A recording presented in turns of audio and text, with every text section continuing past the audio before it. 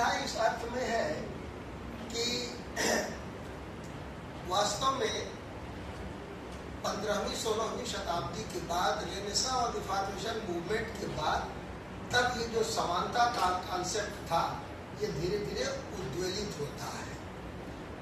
पहले जो समानता की अवधारणा ले आई गई थी वो समानता की अवधारणा इक्वलिटी बिफोर गॉड थी, which was a transcendental force and could not be translated into reality. That was simply a notion and nothing else. To my mind, I feel that this very newly emerged concept इतना नया भी नहीं है, 200-300 साल 400 साल पुराना हो गया है, लेकिन ये धीरे धीरे अपना, कल से ही मैं व्याख्यान सुन रहा था कुछ, तो विद्या जी मैंने सोचा कि व्हाट इज द इक्वलिटी और who are the philosophers are the exponent of the equality. I believe in historical approach for explaining any phenomena, and I think that is the most appropriate way to explain something. ये समानता है क्या? समानता, equality is not a labeling process. ये कोई ऐसा नहीं है कि कहीं उबड़ खाबड़ जमीन है, फावड़ा उठाया और सब उठा के समतल कर दिया। This is not the equality at all. Equality emerged against the privileges which were exercised by few people and they got the recognition in a particular kind of society. So, equality is not a labeling process, but ultimately it connotes the meaning that the equal opportunity must be laid open to all. सभी के लिए समान अवसर जहां हो, समानता वहां आती है। आप अम्बेडकर जी पर उनके चिंतन को पढ़े होंगे, 2 दिन से लंबा डिस्कशन होगा, इसे आप उस क्रम में बैठा के चले जाइए। समानता का वह स्वरूप जो एक प्रिविलेजेस के खिलाफ भेद करता है, वो ये नहीं मानता कि जो प्राकृतिक विषमताएं हैं वो न स्वीकार की जाए। प्राकृतिक विषमताओं को स्वीकार करना ही पड़ेगा और प्रिविलेजेस को, विशेषाधिकारों को, उनका अंत होगा, तभी ये आएगी। Historians are here, professor Ghanshyam is here. 1649, 1688 से लेकर 1789 तक जितनी क्रांतियां हुई थी, आप देखिए उसमें अगर केवल एक ही क्रांति को ले, 1789 की फ्रांस की क्रांति, तो स्वतंत्रता, समानता और भ्रातृत्व को ही लेकर के हुई थी। बाद के दिनों में राजनीतिक चिंतन और विचारधाराओं में जब फेबियन स्कूल की सोसाइटी डेवलप की, जिसके प्रोडक्ट नेहरू वगैरह थे, अब तो नेहरू जी का नाम भी बचा करके लेना चाहिए, नहीं तो कब राष्ट्रधारक भक्त बैठे हो और आपकी दहेज समीक्षा पर उतर जाए वो गड़बड़ हो जाएगा। तो वो उस प्रक्रिया में जो उदारवादी थे, जो लोग दर्शन पढ़े होंगे, हरमित्र बागड़े बैठे हैं जो बड़ी तेजी से समझेंगे, जो लिबरल थे, उदारवादी, समतावादी, उदारवादी, उनकी एक लंबी लिस्ट है। I don't want to make it detail at this stage. उन्होंने समानता के ऊपर बात करना शुरू किया। दूसरे समाजवादी मित्र थे, वो भी इसके ऊपर विचार करना शुरू कर दिए, वो स्वतंत्रता पर भी। और तीसरे साम्यवादी थे, जो स्वतंत्रता के साथ साथ समानता पर विशेष जोर दे रहे थे। लेकिन प्रश्न यहाँ आकर के खड़ा हुआ, डॉक्टर अम्बेडकर ने स्वतंत्रता, समानता और भ्रातृत्व की जगह भाईचारे का जो प्रश्न उठाया था, वही स्थापित करना सबसे कठिन है। कानूनी रूप से स्वतंत्रता दे देंगे, समानता दे देंगे, लेकिन भ्रातृत्व पैदा करने के लिए कोई कानून दुनिया में बना हो तो आप बताइए। कुरिल साहब हमको करेक्ट कराएंगे, शायद उसके लिए कोई ऐसा वैधानिक प्रावधान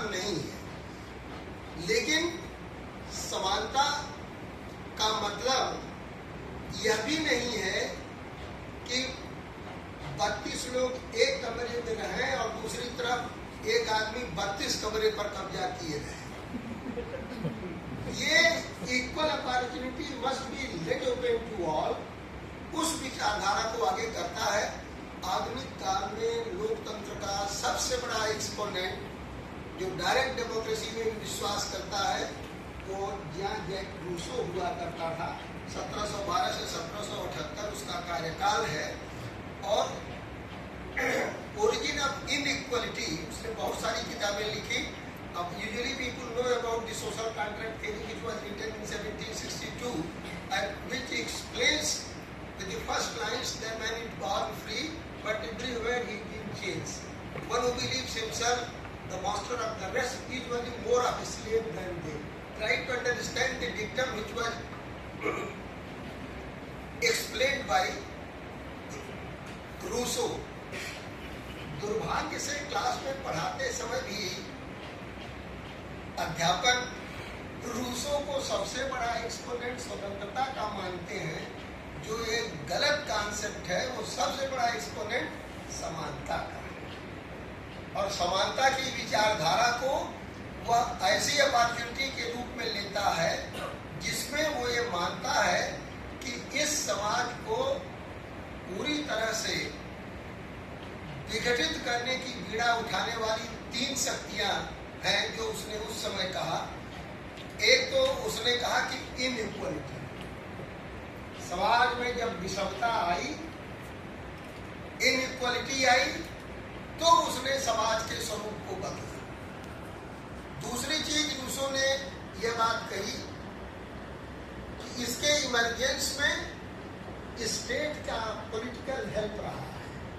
और फिर तीसरी बात उसने ये कही कि इसके इमरजेंस में वस्तुतः वो चीजें रही जिन्होंने सोशल और इकोनॉमिक इनइक्वालिटी को सहारा देकर, कानून का सहारा देकर पूरी तरह से खड़ा कर दिया। एक विषमता मूलक समाज में डॉक्टर अम्बेडकर का विचार था कि democracy can't flourish on Indian soil since it is essentially non-democratic. Try to understand the power structure which was elaborated by Dr. Bhimrao Ambedkar. Here we don't have time and time doesn't allow, but that will create another lecture. तो उस स्थिति में, और कल हमारे हम लोगों के मित्र पूर्व केंद्रीय मंत्री क्या नाम है, संजय पासवान जी कल आए थे। उन्होंने, आप सब लोग जो बैठे होंगे, तो उन्होंने डीकॉलोनाइजेशन शब्द का प्रयोग किया। Actually he wanted to explain the post colonial society, and the post colonial society really speaking is a society which is really the outcome of the nationalist course of action in almost African and Asian countries. इन देशों में जो आया, इसी को नेहरू इस शब्द कहते थे कि hours kind of nationalism is anti imperial, anti colonial nationalism. तो होशियार आदमी है संजय पासवान जी, उन्होंने त्राक से कहा कि अगर ग्लैड आएगा तो सब लोग ग्लैड हो जाएंगे। ग्लैड का मतलब उन्होंने बताया कि गांधी, लोहिया, अंबेडकर और दीनदयाल, असली ताकत आजकल इस चौथे से ही मिल गई। तो अब व्हाट अबाउट महात्मा गांधी? विद्यार्थी महात्मा गांधी की point view long back in 1920s while starting the non-cooperation movement, that I shall work for that India in which the poorest shall feel that this is the country whose making they have an effective voice. An India in which there is no place for high or low caste. Complete communal harmony will be observed and the women will enjoy equal rights as men. Gandhi ji भी, जो आप हमसे ज्यादा समझते होंगे, वही स्थिति में है वर्तमान में। जैसे महामना मालवीय जी ने हिंदू विश्वविद्यालय बना दिया, अब लंका पर वो उधर भदौरिया की तरफ देख रहे हैं, इधर जो समझ में आवे वो उनके नाम का जाप करते रहिए, उनके नाम का जाप करते रहिए। गांधी को हम लोग भूल गए हैं। चश्मे के एक तरफ स्वच्छ है, दूसरी तरफ भारत है, दोनों गांधी हैं। जिधर स्वच्छ है उधर भारत नहीं है, इधर भारत है उधर स्वच्छता नहीं। प्रश्न इस बात का उठता है कि डॉक्टर अम्बेडकर का वो तीसरे नंबर पर आ गए। लोहिया जी को तो इसलिए हम नहीं टच करेंगे क्योंकि लोहिया को आजकल अमरनाथ जी हल्का सा ये होता है कि जब कहीं जाने के लिए खुद तैयार होंगे तो जरा सा प्रश्न मारते हैं, पूरा धमकते रहे। तो लोहिया जी का रोल इसमें इस तरह का है। सच्चाई यह है कि लोहिया's role while elaborating the Sapta Kranti was a very prominent issue which was to be translated into reality. Lohia जो 60 सैकड़े की बात करते हैं और दाम बांधने की बात करते हैं, वो वास्तव में एक ऐसे समतामूलक समाज की ही बात करते हैं जो इगैलिटेरियन सोसाइटी को डेवलप करती है, और वही अम्बेडकर हैं। अब हमारे लड़के ने मुझसे पूछा, भतीजा है, कि पापा ये करुणानिधि कौन थी? तो हम कहे भैया करुणानिधि के बारे में क्या जानोगे? तो हिंदू अखबार रखा था, उसी में थोड़ा थोड़ा पढ़ रहे हैं। तो ये थे कौन? जितना भी आंदोलन खड़ा हुआ, पेरियार आंदोलन, और पहले भी ज्योतिबा फुले जी का, आप देख लीजिए वही बाद में चल के जिसमें आर्य अनार्य का झगड़ा था, डॉक्टर अम्बेडकर ने उस पर बाकायदे थ्योरी दिया है आर्य अनार्य पर। और अगर आपको उतना जाना और समझना है साइंटिफिकली तो वो क्या है, जूलॉजी वाला चौबे, प्रोफेसर चौबे जूलॉजी का, ज्ञानेश्वर चौबे, उसने CCMB से ही रिसर्च किया है, लालजी सिंह के साथ ही था, उससे समझ लीजिए। तो इस विषय का काफी अच्छा जानकार है। वो कार्बन डेटिंग से लेकर के और सब चीजों को वो लोग अपने हिसाब से डिस्कस करके वो टाइमिंग को जो है वो फिक्स करते हैं। अम्बेडकर ने गांधी के ऊपर भी अपनी बात कही कि what Gandhi and Ambedkar have done for the untouchables. उन्होंने कहा कि कितने गांधी आए, सुधारक आए और चले गए, अछूत अछूत ही रह गए। सवाल इस प्रश्न का ये जवाब देने में है कि we forget about the scientific temper. जो लोग सोशल साइंसेज के पढ़े होंगे, मैं समझता हूँ उनको साइंटिफिक टेम्पर के बारे में जानकारी होगी, जो जवाहरलाल नेहरू ने डिस्कस किया डिस्कवरी ऑफ इंडिया में। तो साइंटिफिक टेम्पर की जो सोसाइटी आती है उसमें तमाम तरह के सुपरस्टिशंस, कुरीतियाँ और ये जो क्या कहते हैं सेल्फ इंटरेस्ट, ये सब चीज़ें अपने आप ही डिसअपियर हो जाती। लेकिन वो एक विचारधारा थी जो 1990 के पहले ही अपने मॉडल के रूप में चल गई है। अब उस पर अरविंद पनमड़िया यहाँ से डिजाइन करने के बाद लेटेस्ट बुक लिखे हैं, द नेहरू डेवलपमेंट मॉडल। अच्छी किताब आई है क्योंकि मैंने उसको पढ़ा है, बल्कि पढ़ भी रहा हूँ। तो फिर आप ये पाइएगा कि फिर अम्बेडकर जी हैं क्या? जो द्रविड़ वाली बात हमने कह दी, यह जो द्रविड़ मूवमेंट आया, यह उस आर्य सभ्यता जिसे आजकल हिंदू कहते हैं उसके विरुद्ध रहा। इसीलिए देखे होंगे कि स्टैलिन जो वहाँ के चीफ मिनिस्टर हैं, ये लोग हमेशा कहते हैं कि हिंदुइज्म जो है वो क्या कहते हैं एड्स है और वो क्या कहते हैं महामारी है। आप अक्सर उन लोगों के स्टेटमेंट देखते होंगे, तो वो उनके सोशल जस्टिस का जो कॉन्सेप्ट है वो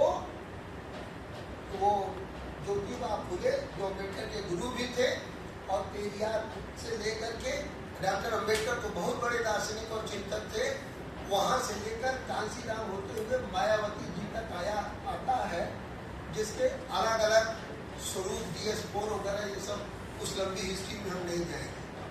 भारत के चिंतन के इतिहास में जो सामाजिक धार्मिक आंदोलन रहे हैं उनमें जो भक्ति मूवमेंट रहा है और सूफी आंदोलन, यह भी समानता में बहुत गहरी रुचि रखता है। और उस समाज में विशेषाधिकारों का अंत करके सबको समान रूप से आगे बढ़ने का अवसर मिले, यही अम्बेडकर भी चाहते हैं। अब सवाल इस बात का उठता है कि अगर डॉक्टर अम्बेडकर ने इन चीजों पर अपना चिंतन प्रस्तुत किया, तो क्या वर्तमान में समाज किस प्रकार का है? अब आप इसको थोड़ा सा देख लीजिए। डीफ्यूडलाइजेशन की बात कल संजय जी ने कही थी, जो लोग रहे होंगे वो सुने होंगे। जब बीबी मिश्रा ने किताब लिखी, बम बहादुर मिश्रा ने, घनश्याम जी जानते होंगे, वो इंडियन फ्यूडल क्लासेस, ये फ्यूडलिज्म का कॉन्सेप्ट यूरोपियन कॉन्सेप्ट से लेकर के यहाँ तक एक ऐसा कॉन्सेप्ट रहा जो प्रिविलेजेस पर खड़ा था, विशेषाधिकारों पर खड़ा था। उन विशेषाधिकारों का अंत करके अम्बेडकर ने ये फिलॉसफी डेवलप की, जिसको कहते हैं राइट टू इक्वलिटी और विथ प्रोटेक्टिव डिस्क्रिमिनेशन। ये जो प्रोटेक्टिव डिस्क्रिमिनेशन है, इसी का दूसरा नाम अमेरिका में अफर्मेटिव एक्शन है, हिंदुस्तान में रिजर्वेशन। रिजर्वेशन को यह मान करके ले आया गया था कि those who are down trodden, अब ये दलित क्या है, वो क्या है, ये सब आप माइकल की किताब लेकर के ऐसे माइकल की पढ़ लीजिएगा, एडिटेड किताब है, 3 चैप्टर उसमें है, अब उसके डिटेल में नहीं जाएंगे। और अगर इसके विभेद कैसे रहे हैं भारतीय समाज में, उसके लिए Charles Bradbier King's time community in early India, उस किताब को पढ़ना चाहिए। किताबें तो और भी कई हैं। वहाँ पर जो राइट टू इक्वलिटी है और विथ प्रोटेक्टिव डिस्क्रिमिनेशन है, ये जो प्रोटेक्टिव डिस्क्रिमिनेशन है, इसी का जो विस्तार हो रहा है, वह समाज में लोगों को अवसरों की समानता के तरफ ला रहा है। और यही अवसरों की समानता वास्तव में सामाजिक न्याय की तरफ ले जाएगी, क्योंकि सामाजिक न्याय जो है वो कोई ऐसा कानूनी न्याय नहीं है, न ही यह राजनीतिक न्याय है। यह मूल रूप से आर्थिक न्याय से जुटा हुआ ही सामाजिक न्याय हो सकता है। डॉक्टर संजय ने लास्ट में एक बात कही, हमको तो पता नहीं क्यों कई बार याद भी हो जाती है, वो थोड़ा दोष है हमारा, जिससे लिखने पढ़ने की जरूरत नहीं पड़ती, वो दिमाग में चला आता है। उन्होंने कहा कि जब 1949 को 26 करोड़ जब संविधान वो हो रहा था, तो डॉक्टर अम्बेडकर ने कहा कि हम अभी तक केवल राजनीतिक स्वतंत्रता प्राप्त किए हैं, सामाजिक और आर्थिक स्वतंत्रता हमको प्राप्त करना है। कई मित्रों ने कहा कि इसका समानता से क्या लेना देना है। अरे भाई, तुम मूर्ख सम्राट हो, कम से कम ये समझने की कोशिश करो कि वो कह क्या रहे हैं। फॉरेन राइटर्स इंडोर्स कर रहे हैं, वो ये कहना चाहते थे कि political liberty without economic equality is mere myth. DGH Cole and company यहाँ बैठे हैं, लिबरल स्कूल, ये वो क्या कहते हैं, पॉलिटिकल इकोनॉमी के प्रोफेसर कोमारैया जी।